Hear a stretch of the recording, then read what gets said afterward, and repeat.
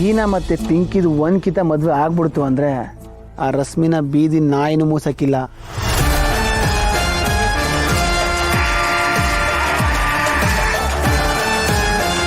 ಅವ್ರು ಬೂಡಿದ್ದಾರೆ, ಅವ್ರ ಅಪ್ಪ ಮಿಲ್ಟ್ರಿ ಮಾದಪ್ಪ. ಆ ಸೀನಿನ ಸುಮ್ಕ ಬುಟಾನ ಏನಿಲ್ಲ ಏನ್ತಿಲ್ಲ ಬಂದೂಕ ತಗೊಂಡ್ಬಿಡ್ತಾನೆ ಕೈನಾಗೆ. ಅಂಥದ್ರಾಗೆ ಸೊಸೆನ ದೇವ್ರ ಥರ ನೋಡ್ಕೊತಾವನೆ. ಅಂಥ ಸೊಸೆಗೆ ಏನಾರ ಹೆಚ್ಚು ಕಡಿಮೆ ಆಯಿತು ಅಂದರೆ ಮಗ ಅಂತ ಮಕಾನು ನೋಡೋಕ್ಕಿಲ್ಲ, ಎದೆಗೆನೆ ಗೋಂಡಿಟ್ಟು ಡಮಾರ್ ಅನ್ಸ್ಬಿಡ್ತಾನೆ. ಓ ಎಲ್ಲ ಮಾವಂದ್ರು ಮಾದಪ್ಪಂಗೆ ಇರೋಲ್ಲ ಕಣೋ ಛತ್ರಿ, ಅದೇ ನಮ್ಮ ಅಸ್ತ್ರ.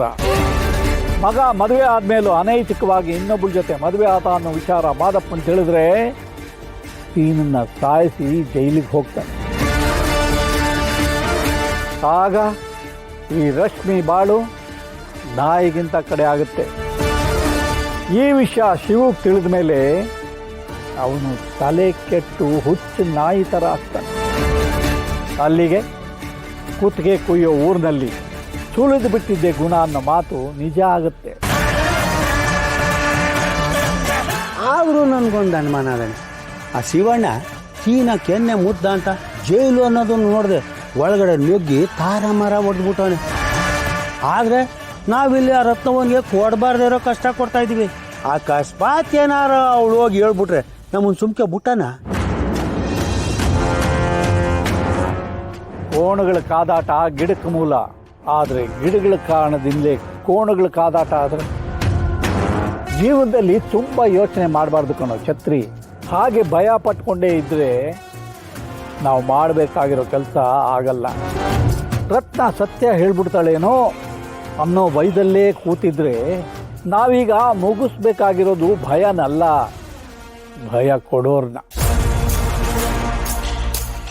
ಅಪ್ಪಯ್ಯ ಅರ್ಥ ಆಗಲಿಲ್ಲ. ಭಯ ಅನ್ನೋದು ಇರಬೇಕು ಕಣೋ ಪರಶು, ಆಗಲೇ ನಮ್ಮ ಕಣ್ಣು ಕಿವಿ ಮೈ ಎಲ್ಲ ಎಚ್ಚರವಾಗಿರೋದು. ನಾವೀಗ ಮುಗಿಸ್ಬೇಕಾಗಿರೋದು ಭಯ ಕೊಡೋರ್ನ, ಅಂದರೆ ರತ್ನನ್ನ.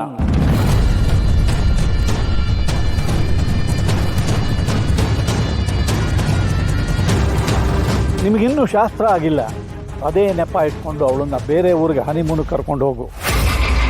ಹೋಗುವಾಗ ಇಬ್ರು, ಬರೋವಾಗ ಒಬ್ಬನೇ.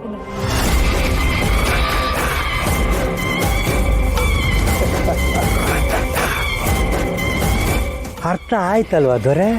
ಅದೇ ಬಾನಲ್ಲೆ ಬಾನಲ್ಲೆ ಮಧುಚಂದ್ರಕ್ಕೆ.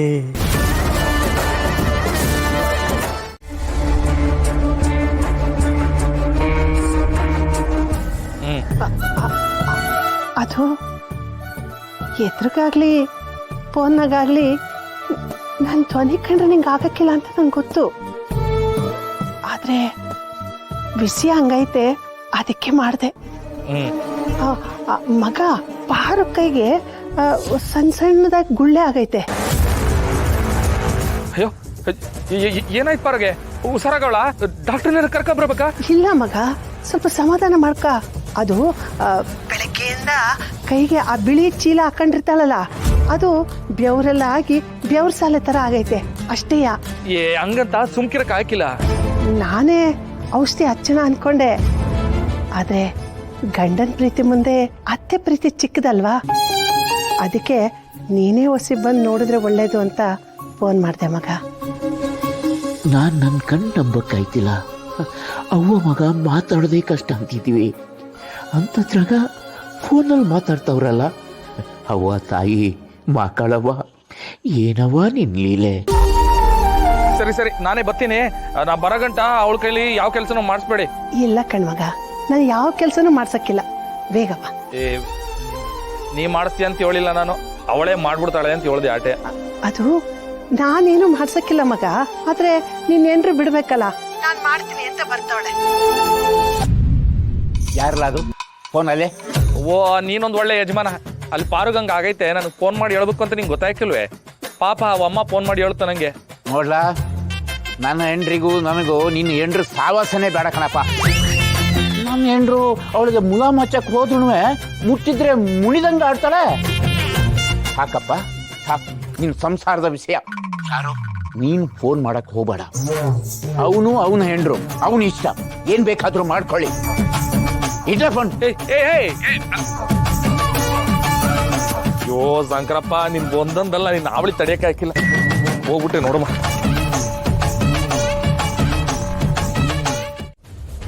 ಯಾಕ್ರಿ? ನೀನು ಕರೆದ್ರೆ ಹೆಸರು ಕೇಳುತ್ತೆ, ನಾನು ಕರೆದ್ರೆ ಅವನ ಉಸಿರು ಕೇಳ್ತೀನಿ. ನೀನು ಕರಿತೀಯಾ ಇಲ್ಲ ನಾನು ಕರಿಲ್ಲ? ಬೇಡ ಮಾವಯ್ಯ, ನಾನು ಕರಿತೀನಿ. ರೀ ರೀ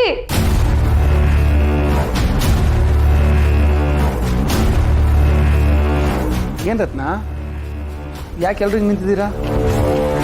ಏ ನಾಯಿ, ನಿನ್ನನ್ನ ನೀನು ಕರ್ಕೊಂಬಂದಿರೋ ಈ ಬೀದಿ ನಾಯಿನ ಹೊರಗಡೆ ಕಳಿಸ್ತಾ ಇದ್ದೀನಿ. ಗಾಬರಿ ಆಗಬೇಡಿ, ಹನಿಮೂನು ಅಂತಾರಲ್ಲ, ಅದಕ್ಕೋಸ್ಕರ ಕಳಿಸ್ತಾ ಇರೋದು.